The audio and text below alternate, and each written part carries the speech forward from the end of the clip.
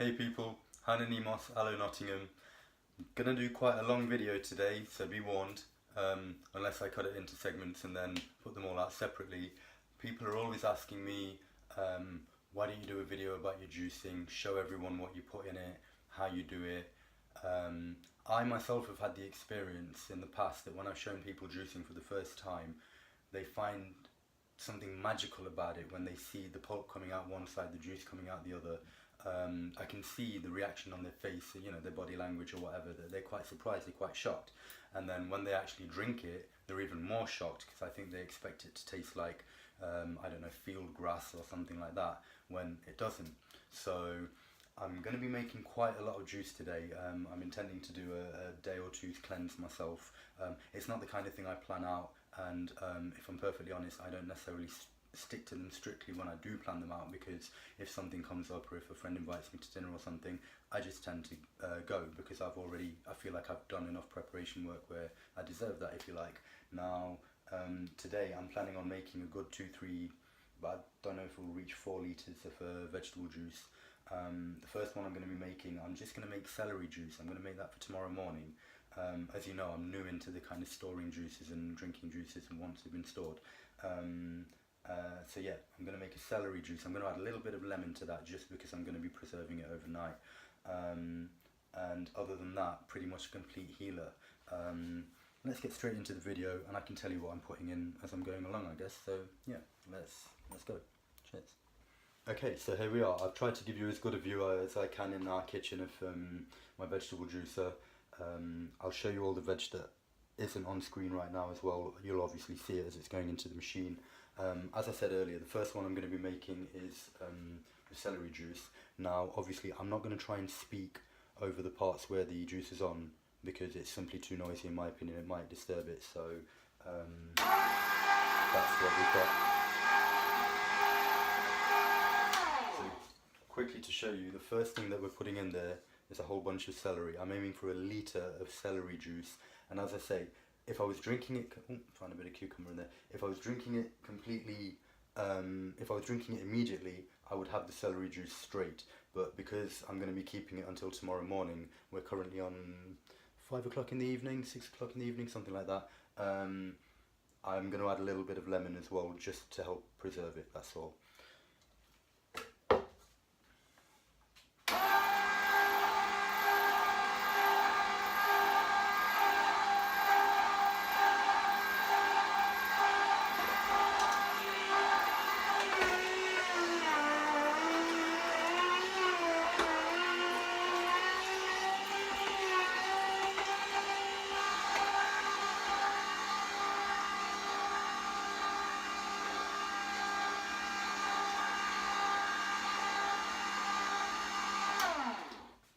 One thing I'll mention at this point quickly, and you'll see me doing it later as well, is I like to press the soft fruit twice. So things like pink grapefruit, lemon, cucumber, if I'm putting tomato in it, I will run those through twice because I don't know if you saw, but in the beginning, even in the pulp section, some juice ran out immediately. So I like to run it through twice, get everything out of that. With hard vegetables and fruits, I don't tend to do that because it extracts it pretty good in one go. So in case you wonder why I'm putting it back in again, that's why.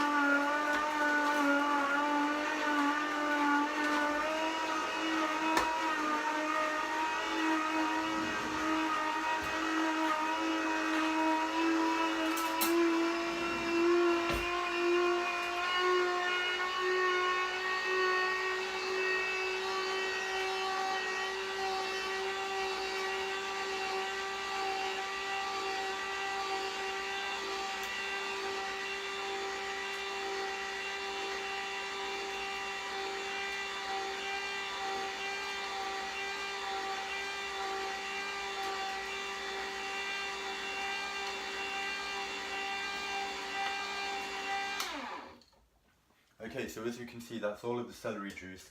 Now, I was a little bit off with my estimation. I'd say I'm probably about, I don't know, a good couple of 100 millilitres off there with the celery.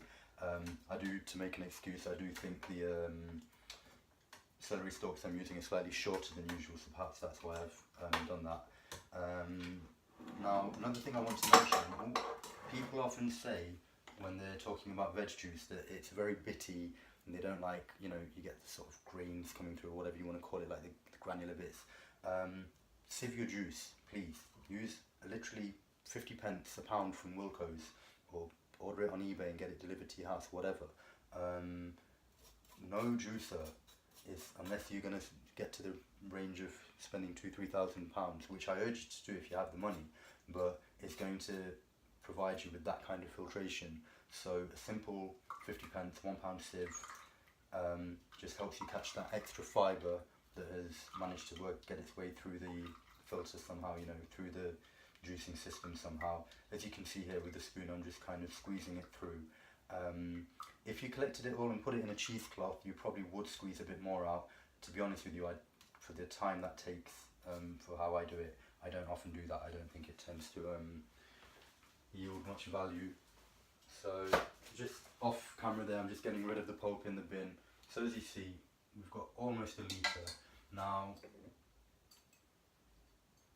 what I'm actually going to do on this celery juice is cheat, and I'm glad in a sense this has happened, just to show you that you can be flexible and you don't have to stick to recipes. As I say, I intended to make a litre of celery juice. I'd probably say I made about 800 millilitres roughly. So what I'm going to do when I say cheat, I'm simply going to throw a couple of apples in, just to save time for the video. I could put more celery in.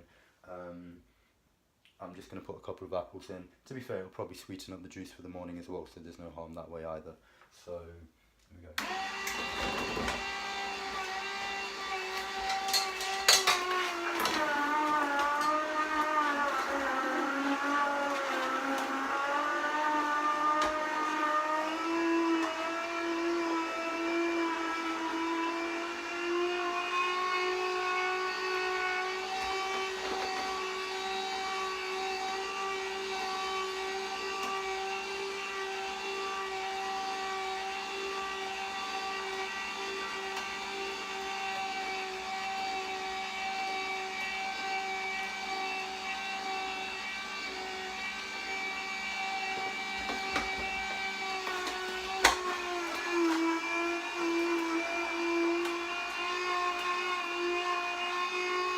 As you can just see, I cheated and put a third apple in as well, just to make absolutely sure that we've got a litre. I'll explain in a moment why it's important that you have a full litre.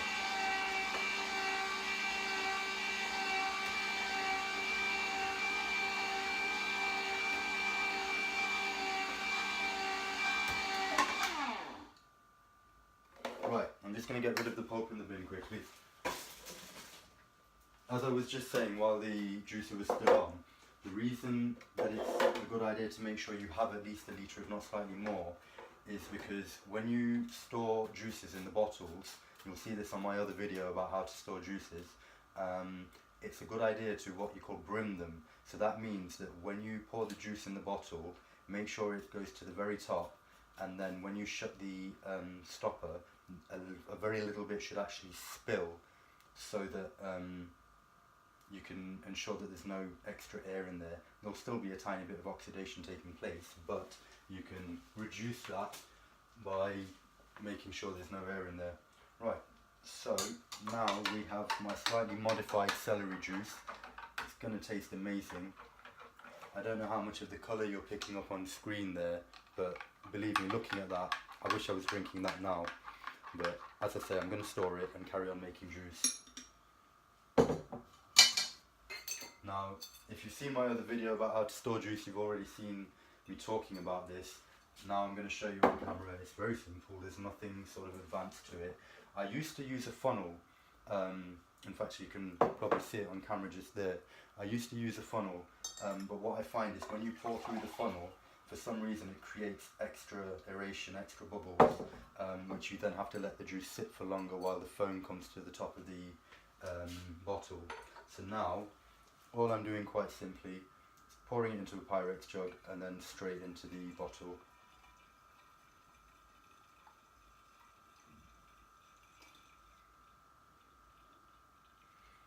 The reason I do it like this is I find the lip on the Pyrex jug is the most conducive to not spilling and making a mess.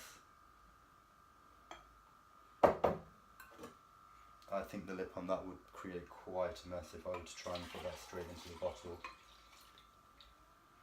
I think I'm going to be very slightly short on this occasion, but because I put an entire lemon in there, I'm pretty certain it will not oxidize too much anyway.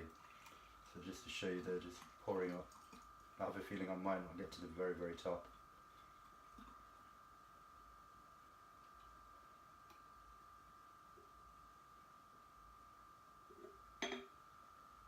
What I'm actually going to do, just to make sure I am at the top, is cheat in a different way and throw a carrot in there.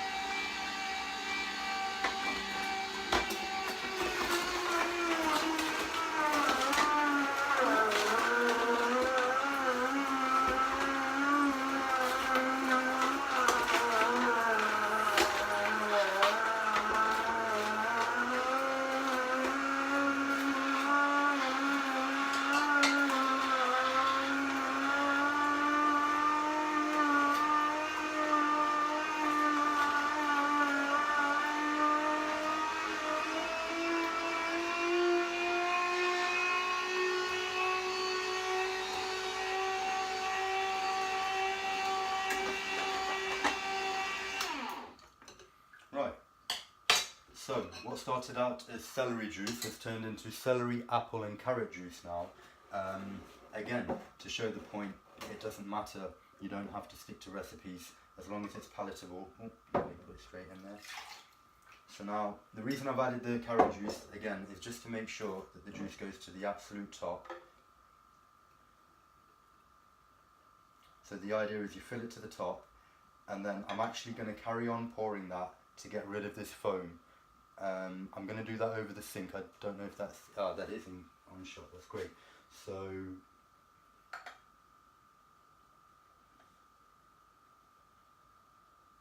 it's almost like when you pour a pint of beer and you carry on to get the head right. So now, I don't know if that's visible on camera, but the juice is absolutely to the brim. And when I shut this, there's actually going to be a tiny bit of spillage.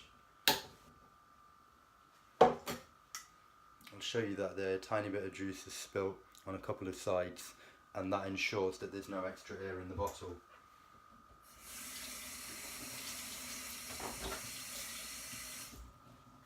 What I then tend to do is just give the bottle a rinse, so obviously it's clean, and then I will sit that on a counter for about 10 minutes and then put it in the fridge.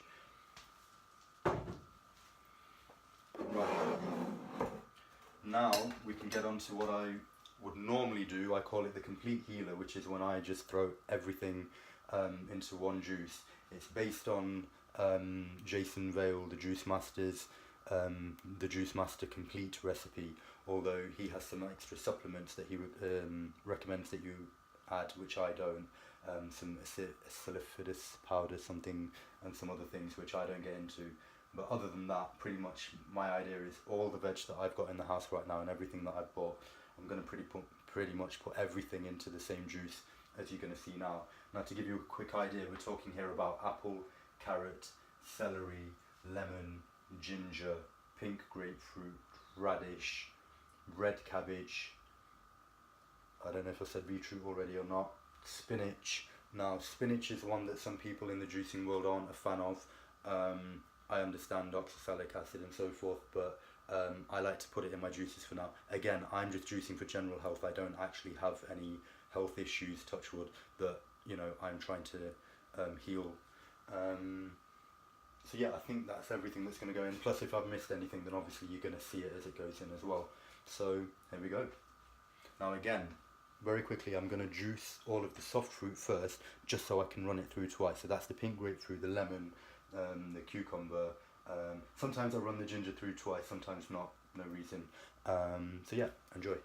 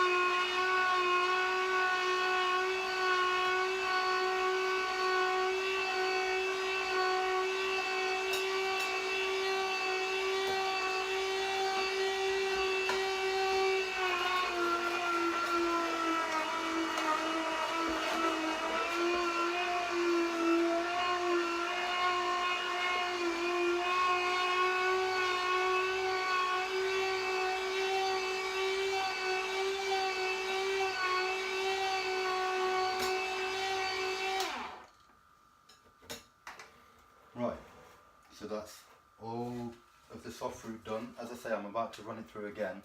So before that, I'm just going to empty out the jug, empty out the sieve, so that we're ready to go for the next lot.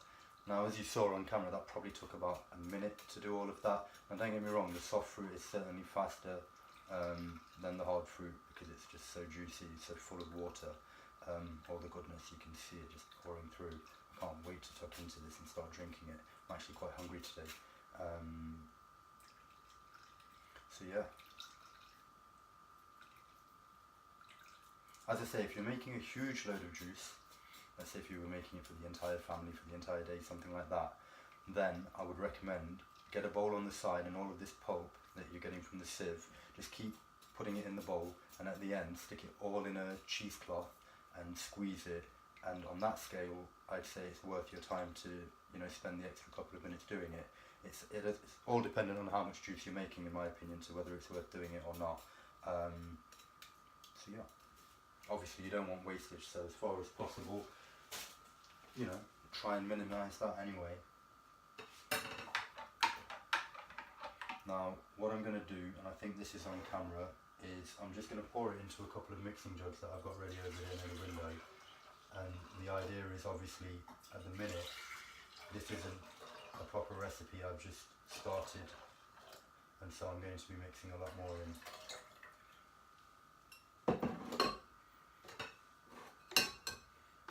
Right, so now I'm going to run the soft fruit through again, and then in continuation from that I'm just going to start putting the hard vegetables through as well.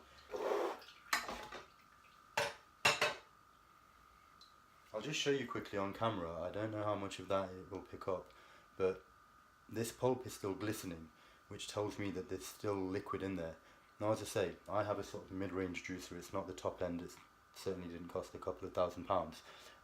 I think it actually cost £63 off Amazon, and it's been doing the trick for me just fine.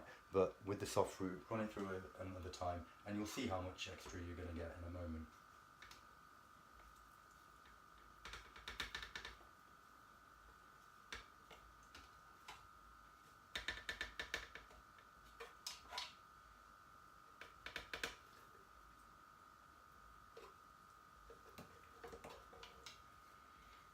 Tiny bit of spillage there, but that's no issue, we can cut that in a second. And what I might do while I'm putting all of this through, because it is quite a lot of pulp to squeeze twice, is I might stick a carrot through in the middle, just so the one piece of hard fruit can actually take everything through a little bit better. Things like that, you'll understand more when you start juicing yourself what I'm actually talking about. There are little tricks and little tips and so forth, which obviously I will cover in a different video, which you can sort of do to speed up the process a little bit. I'm going fairly slowly here because I'm talking about it, I'm thinking about it, otherwise usually it would just be bang bang bang.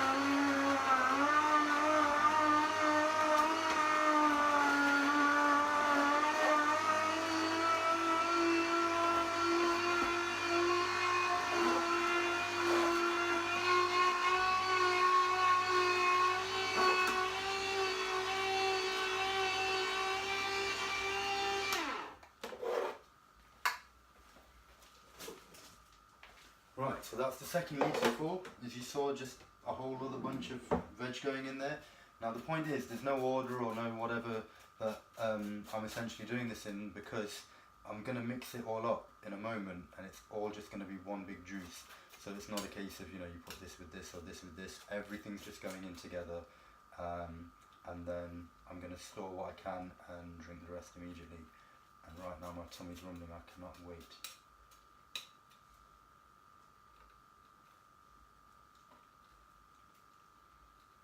Just make sure I squeeze all the goodness out before I throw the pulp away.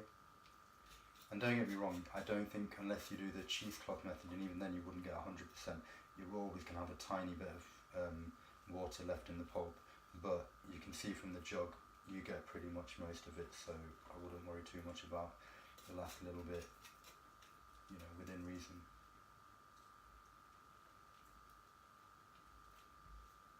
Right. Just before I pour this juice, I want to show you, I don't know if you can catch the colours, but the green and the purple and the pink orange, I don't really know what to call that, sort of salmon pink. It's just amazing. I can't really tilt it anymore, you can see the jug's really full, but it's just, that's just part of the beauty of veg juicing.